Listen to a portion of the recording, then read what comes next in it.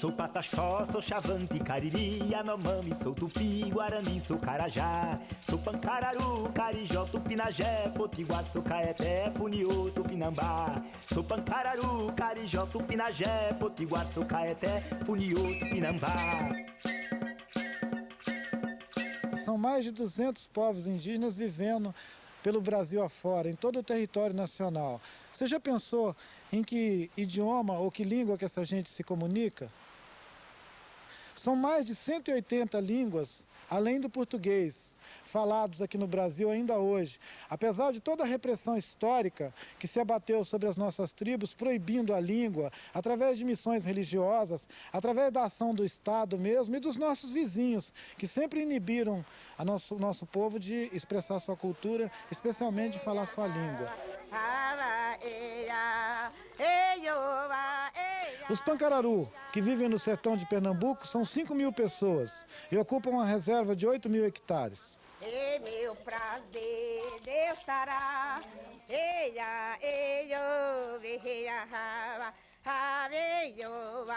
É com prazer e valor de eu cantar.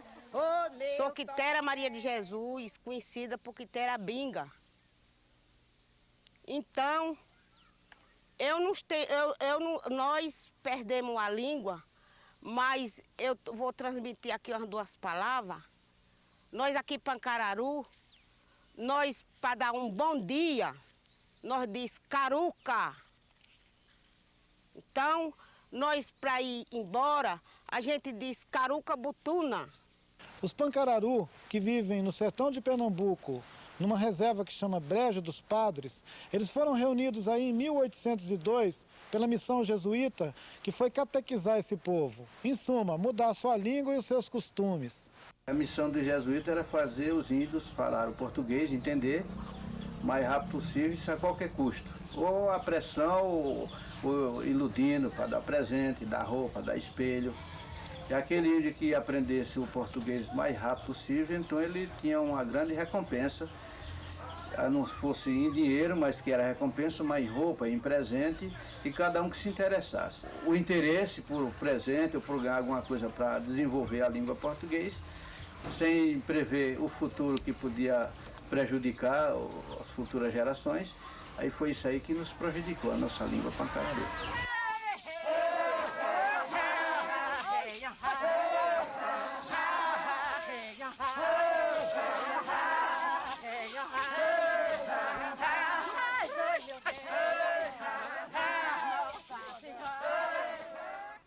Assim como os pancararu no sertão de Pernambuco sofreram a repressão lá na mão dos padres jesuítas que chefiavam suas missões no século XIX, agora no século XX nós assistimos a história se repetindo, só que com os índios que vivem na floresta, lá no Amazonas, no Alto Rio Negro.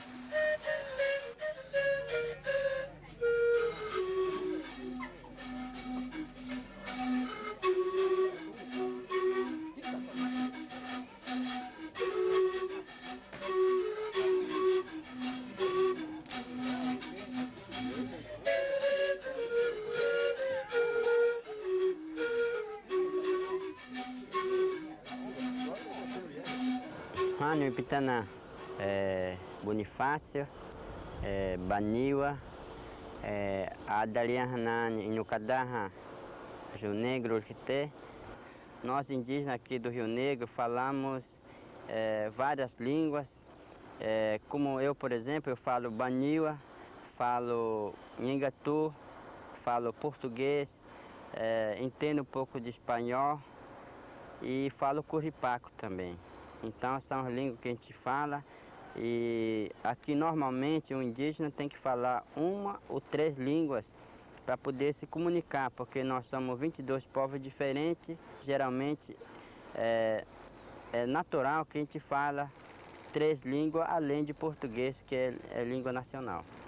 Uns anos atrás, sabe, vêm os missionários, entendeu? Aí eles dizem assim, olha, porque falávamos o tupi, isto é nós baré. Aí depois como é idioma tupi, é idioma brasileira, né? Nós deixamos o tupi para o baré para falar o tupi. Vem a civilização, larga-se o tupi para falar o português. E agora? A língua geral ela não fala, não. Pois é. E aí foi sumindo as nossas línguas, vamos dizer, as nossas gírias. Pois é. É isso que sucede. Bom, eu fiquei preocupado, porque na verdade eu sendo baré estou falando uma outra língua. Por quê? Que eu quero falar a minha língua, por exemplo. A língua baré realmente se extinguiu, né? E na verdade essa língua Nhangatu que a gente chama por aqui acabou sendo língua geral, né? Ela foi introduzida de fato, né? Foi introduzida pelos missionários e comerciantes. Foram 8 anos de internato, eu passava 45 dias por ano em casa. Esse internato é da missão, né? Missão religiosa. Esse internato foi da Igreja Católica, na verdade, né? Que a gente era obrigado, assim, a falar português, deixar de lado a cultura, deixar de lado a língua materna. Todo mundo falava só língua geral, entendeu? Não tinha jeito da pessoa falar o português, porque todo mundo falava a mesma língua, sabe? A não ser os tucanos, Banil, que chegavam com uma língua diferente, aí a gente tinha que traçar o português com eles, porque nem eles entendiam a nossa língua, nem nós deles. O tucano, por exemplo, foi muito utilizado na escola. Então, quer dizer, outras línguas, tariano, piratapuia, uanano, a gente deixava de falar aquilo para falar uma língua indígena para se comunicar com os outros, além do português. A gente não podia, vinha chegando algum padre, alguma outra pessoa branca, a gente falava português, tá? Mas ele saía de perto, a gente tocava nossa língua. Certo? Mas era proibido, sim. Então era um sistema assim, muito, muito rígido. Então, ou você falava com os companheiros na língua indígena escondido, ou você era submetido a uma pena, né?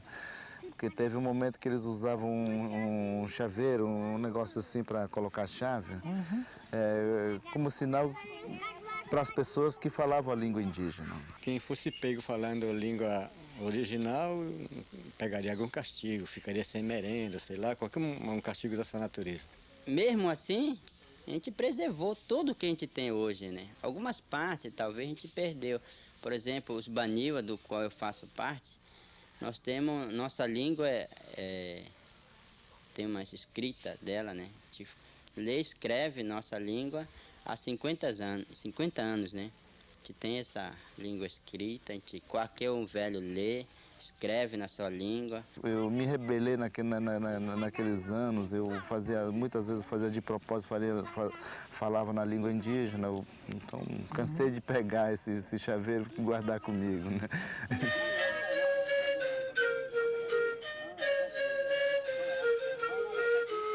Na época era só sim e sim, né? Hoje não, a gente tem que dizer que nós somos diferentes e temos que ser respeitados conforme a nossa maneira de viver, né? Nossa maneira de aprender também.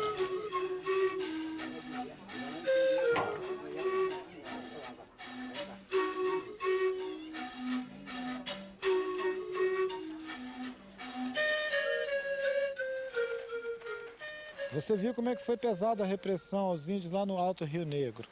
Mesmo assim, você pode observar também que eles ainda falam mais de 20 línguas tradicionais deles lá naquela região, além do Nhangatu, que foi introduzido pelos jesuítas, o português e o espanhol da vizinhança. No sul do Brasil, essa repressão à língua foi feita pelo Serviço de Proteção aos Índios, os funcionários do governo pagos para atrapalhar a vida dos caingangue, como você vai ver agora.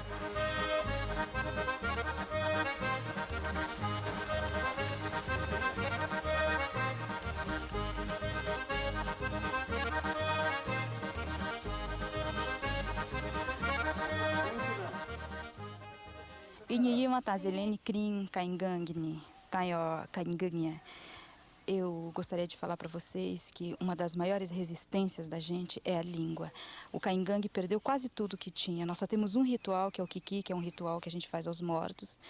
E pintura, adereços, tudo isso a gente perdeu. A gente agora está fazendo trabalho de resgate, mas a questão da língua a gente manteve. Nós falamos, os nossos filhos falam, nós estamos alfabetizando os nossos filhos na língua para que a gente não perca isso. Estamos registrando as nossas histórias em caingangue. A língua caingangue continua viva.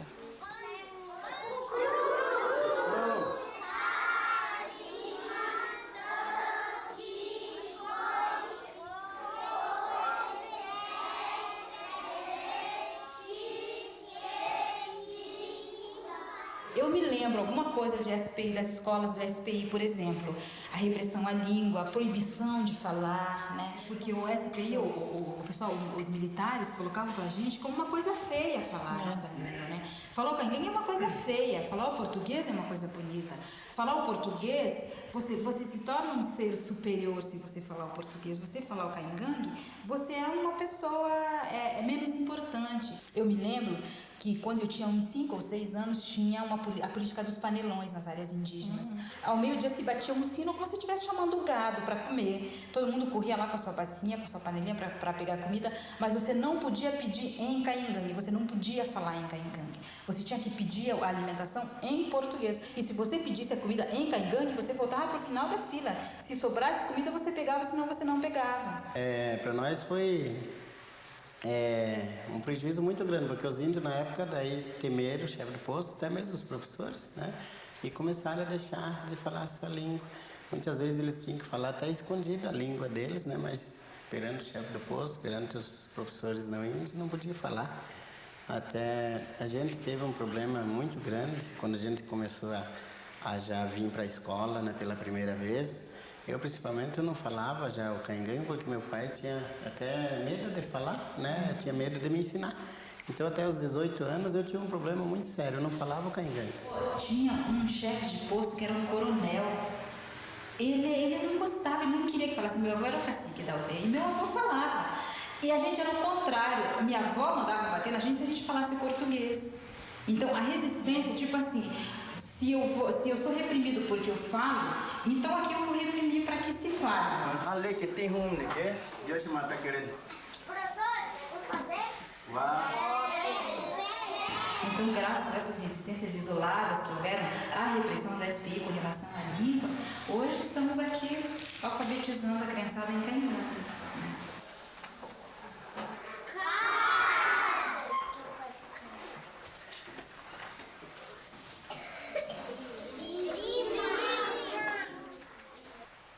Uma conquista importante do final da década de 80 para o povo indígena foi botar na Constituição nosso direito a continuar falando nossas línguas diversas, mantendo a diversidade cultural, ensinando isso nas nossas escolas e obrigando o governo a apoiar nossas iniciativas nesse sentido. Você vai conhecer agora, então, a experiência dos índios Kaxinawá lá do Acre com a sua Escola da Floresta, que é uma expressão desse tempo novo, de assumir as nossas diversidades culturais e expressar ela da maneira mais plena. O professor Joaquim Maná é um dos mais antigos professores Kaxinawá do Acre. É autor de alguns livros e um dos principais pensadores da Escola da Floresta.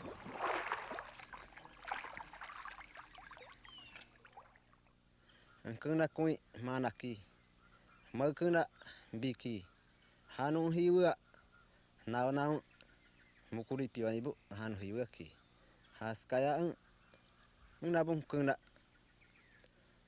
huni kuinki, nabung kena Kaxinawá ni bura. Chega uma sopa aqui, ó.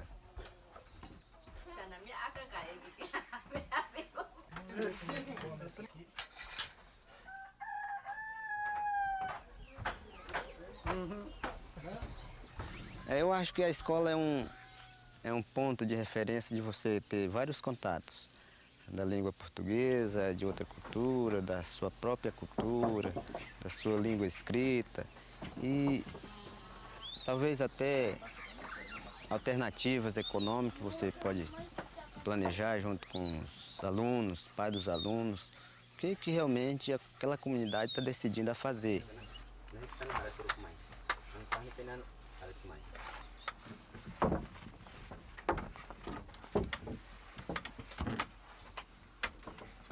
O exercício aqui é o exercício de pesquisar os animais. Por exemplo, rapimis, o que alguns dos animais comem, né? O que ele encontrou e o que ele come.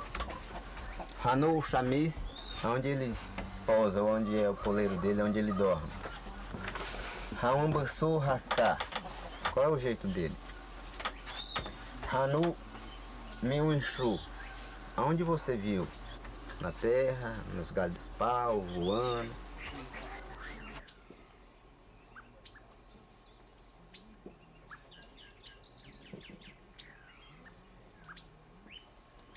Sabiá. Sabiá? Como que é o nome de sabiá na sua língua? Cuscá. Rush? Cuscá. Cuscá. Cuscá. E o que o sabiá anda fazendo? O que ele está fazendo agora de manhã? Cantando. Está trabalhando? Está cantando, trabalhando.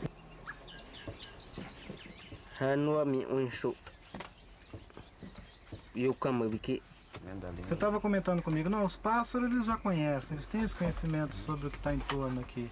O importante é o exercício deles da escrita e de aprofundar o conhecimento da própria língua, né? A língua indígena é mais para você preservar a sua identidade étnica, a sua cultura. Ela é uma chave para entrar na cultura. É uma chave para entrar na cultura. E dentro da sala de aula a gente tem um dia específico que só trabalha na língua indígena.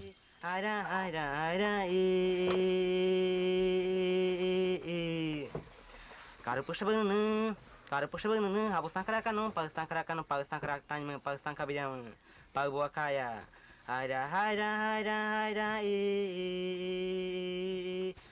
A escola, né, a educação escolar indígena, é que faz lembrar de muitos conceitos que os povos indígenas, os povos Kaxinawa usaram e que hoje não se usam mais.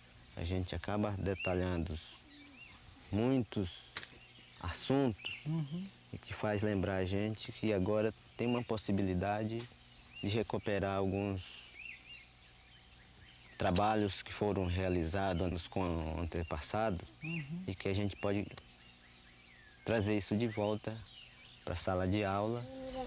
Então a gente acredita que o futuro seria esses alunos que estão acompanhando, que estão atentos, estão fazendo a sua pesquisa, junto com os velhos, com os professores, e produzir materiais didáticos na língua, incentivando nossos alunos, os nossos velhos que ainda sabem contar suas músicas, seus mitos, que saiba fazer os seus artesanatos e que possa contribuir esse conhecimento que eles ainda sabem de acordo com o planejamento que a gente tenta fazer e trazer esses elementos para a sala de aula.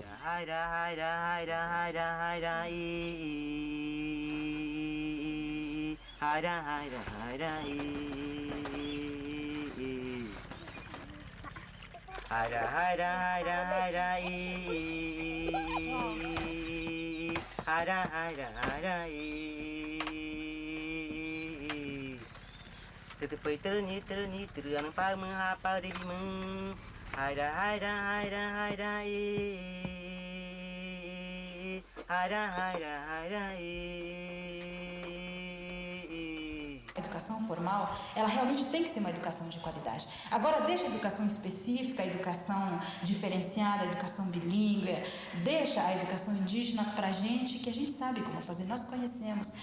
Este é um dever, mais do que uma obrigação, um dever e uma coisa que a gente gosta de fazer. Areioba é com prazer e valor. Deus canta.